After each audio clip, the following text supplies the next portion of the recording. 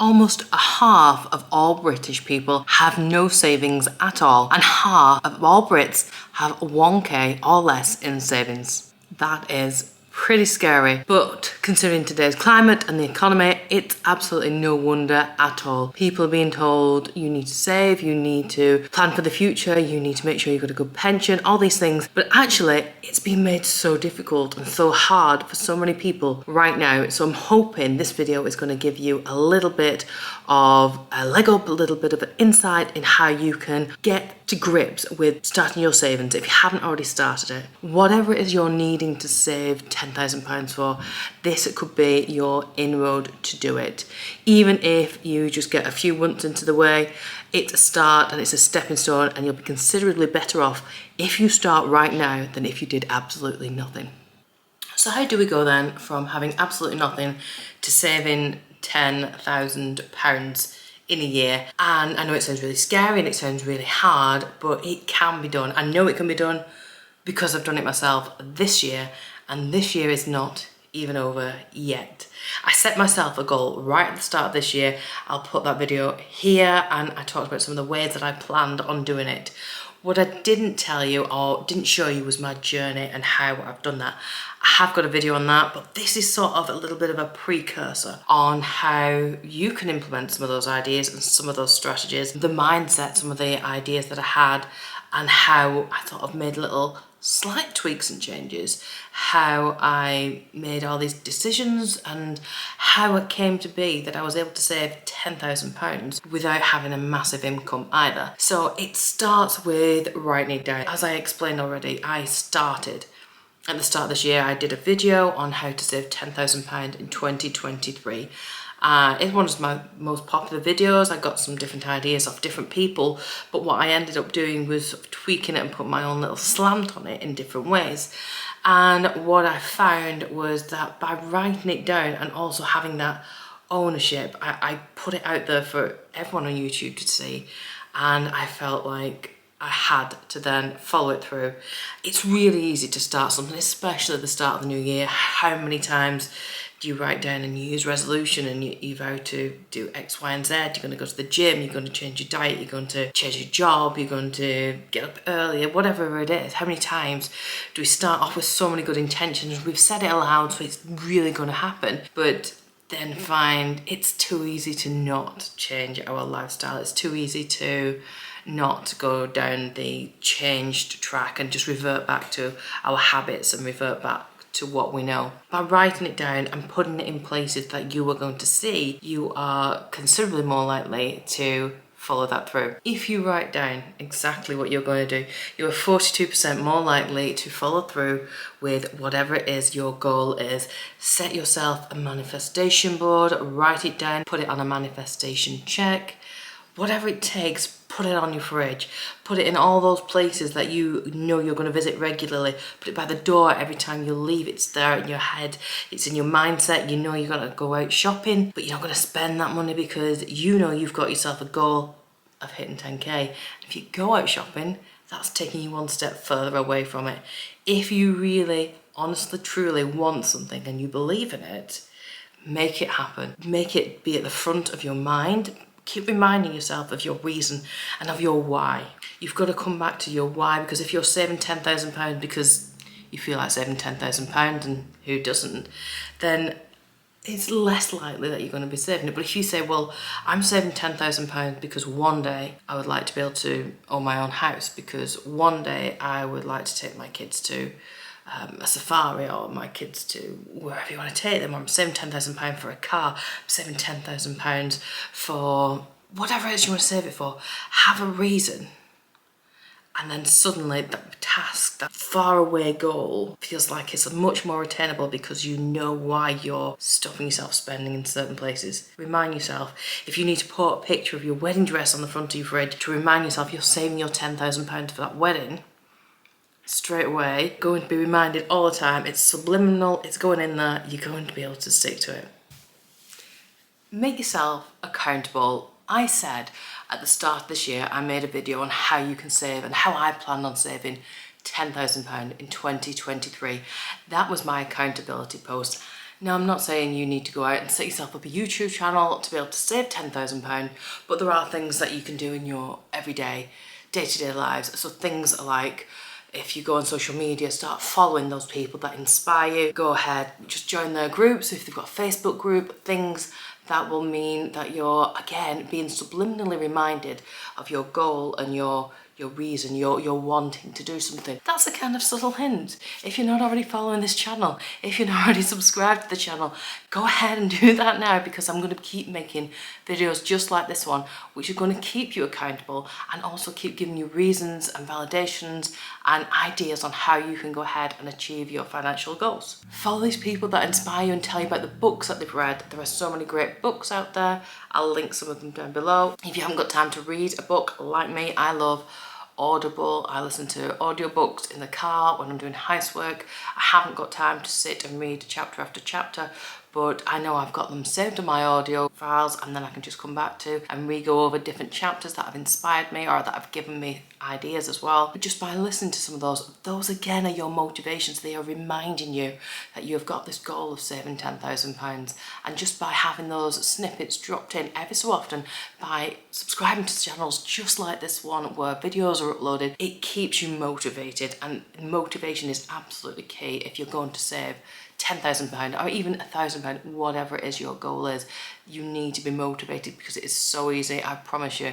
Like those other 58%, they will just fall by the wayside. They might start the process of saving £10,000, but they will stop doing it as soon as they become unmotivated.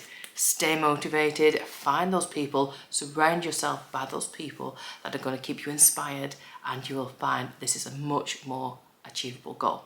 Savings accounts, cash versus the bank. If you've been on my channel for a while, you know I follow the cash stuffing method. It's helped get me out of 100 grand's worth of debt. It's helped me save this £10,000. It's helped me keep accountable of every single penny that I spend and that I save and that I work with.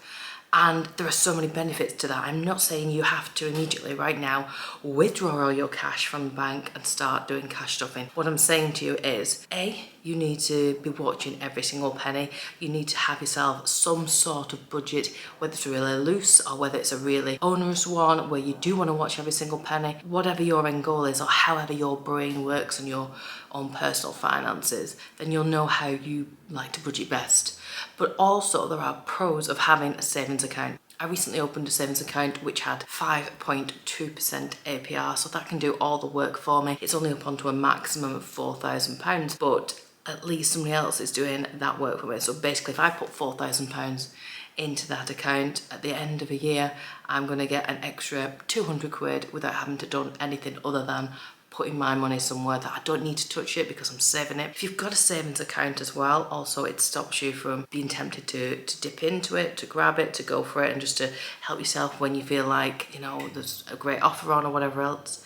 It stops you from being tempted by those other things. But also what you can do is every time you earn extra money from side hustling, from whatever it is, if you've got birthday money, if you've got, you know, you've sold something on Facebook Marketplace, get it straight into the account. You're not going to touch it. You're less likely to throw it away on a takeaway or just kind of nip down to the pub and spend it over the bar, whatever it is that you know is your vice.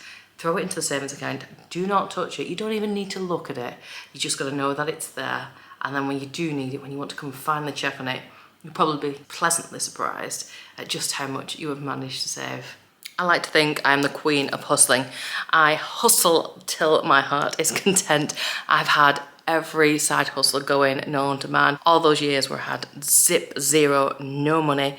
The only way I was eating that week is by coming up with some other new side hustle. I've had every little job under the sun. I've done part-time, full-time, 2 times, 3 times, 4 times jobs. If you name it, I've probably had to go at it. So all those side hustles you now need to draw on. If you do not already have one, get yourself one, and don't be thinking there's nothing I'm really good at, there's nothing I can do.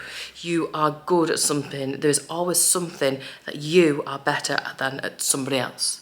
So it doesn't mean that you are the best in the whole world. What it means is that you are better than one other person or 10 other people or whatever it is, and then you can start to use that to make yourself some more money. Set yourself up, sell a course, design some sort of facility to go with whatever the knowledge is that you've got. If you're really good at cooking, get yourself some cooking videos going up, start to run a social media account. If you're good at it and if you are consistent at it, you can start to get yourself some extra cash, get yourself some sponsors, start making some more money that way. And before you even realise it, you might have got yourself a really successful and profitable side hustle. The key here with that one is staying consistent and is staying committed and focused on this. It can be a bit of a tricky one, but the end game is absolutely worth it. And it'd be a really good way for you to start to make some extra cash on the side and really start to hit that goal as well. There are loads of different side hustles that are out there on social media, TikTok, Instagram, they're full of them. I would say choose one that you think speaks to you, choose one that you think that you can really focus on and give that 110% rather than dipping your fingers in lots of different pies, because you'll soon become overwhelmed and that unmotivated feeling comes back again and you're not going to succeed because you're not going to be able to do it and you're not going to want to do it either. So find something that you think you're good at and then think of all the different ways that you can start to make some money from that. Stick around on this channel, there's going to be a lot more about side hustles coming up. We've got loads of different ideas for you on here as well, so do keep your eyes peeled for those. Frugal living is where it's at. If you have been on this channel for a while, you will know I live a great life. I absolutely love my life, but I do not miss out on anything. I have got loads of different ways, loads of different schemes, loads of different ideas and concepts on how I can live that great life with my family without missing out on anything at all. The champagne lifestyle on beer money is absolutely my mantra. You've just got to start to learn to live a bit more frugally. I already touched on budgeting and keeping an eye on how much you're spending. Start with writing down with whatever your income is. Look at where you're overspending or where you can afford to draw back on. Because if you've got a goal to hit a savings of something like £10,000, something's going to have to change if you haven't already hit it, and that's going to start with your income and your expenditure. So already we're going to look at places that you can draw back on. I'm not saying you have to give up everything, I'm saying choose your priorities. What's more important to you? Is it your why for your £10,000, or is it going out once or twice a week or a month or whatever that it might be in your lifestyle? Make those changes and you'll start to implement and have an impact on your savings. So, speaking of money, I've grabbed my calculator. Say you want to save £10,000 in a year. There are 365 days in the year.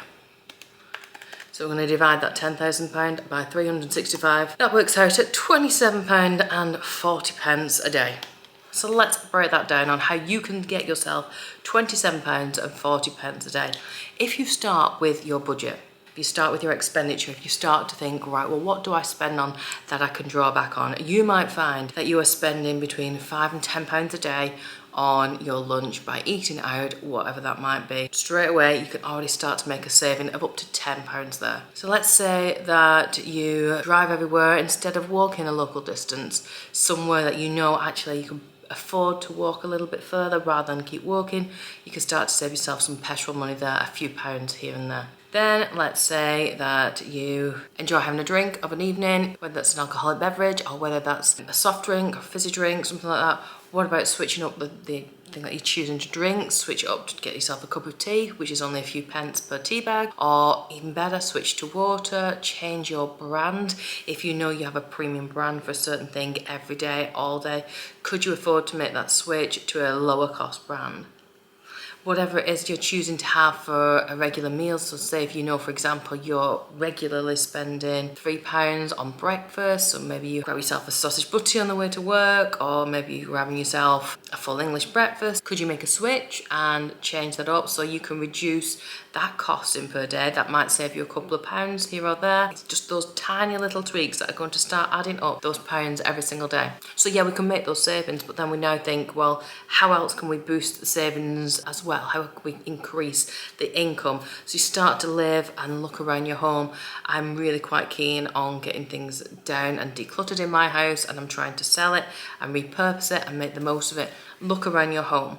What can you sell? What can you minimize? What can you get rid of? What do you not need? What has been taking up clutter, filling up your home unnecessarily for so long that you think now would be a great time to try and get rid of that and sell it. What talent or skill have you got that you can sell on to other people? Can you set yourself up on Fiverr? Can you start doing something like gardening for people? Can you start doing cleaning? It's things that don't require anything to import, like cleaning, like gardening. You can use the household products. You can go and do babysitting. You can go and do dog walking. You can go and do lots of other little things that gets you outside and gets you a little bit more healthier, but also it's a really easy way to start to bring in some extra income. If you did house cleaning for an hour or 2 hours a day for somebody and charge £15 an hour, it's a no-brainer. That way, not only are you saving on your expenditure, you're also finding a new way to bring money in as well. So even if you think, right, I've not got a talent, there are things that you can still do. You're still capable of cleaning. You are capable of taking a dog for a walk. You are capable of childminding. Whatever that thing is, you are able to do it. There's always somebody in need of something like this. I set up a cleaning business quite a few years ago before I did my degree, and I could have sold myself 100 times over filling those hours for cleaning. It just wasn't practical. It's just me on my own. But it was a great little income I had at the time that I could fit around the children, I could fit around school, I could fit around my own lifestyle. It worked for me. It was a great little income earner. So what it comes down to is this: £10,000 sounds like a really ambitious goal. I get it. But if you're prepared to make those small tweaks, those small changes, those changes in your lifestyle, and actually put in a little bit of legwork, because I tell you now, nobody's just going to walk up to you and give you £10,000 for absolutely nothing. That has got to be on you. You've got to have the right mindset. You've got to be confident in your why. You've got to know why. And there is always a way forward. I guarantee there will be people sat here now going, yeah, well, that's easy for you to say. It is easy for me to say because I've done it many, many times over, and I'll keep doing it because it works and I'm happy. I'm confident in my lifestyle. I'm confident in the changes that I make. They fit in with me. We're not missing out, and I'm still hitting my goals.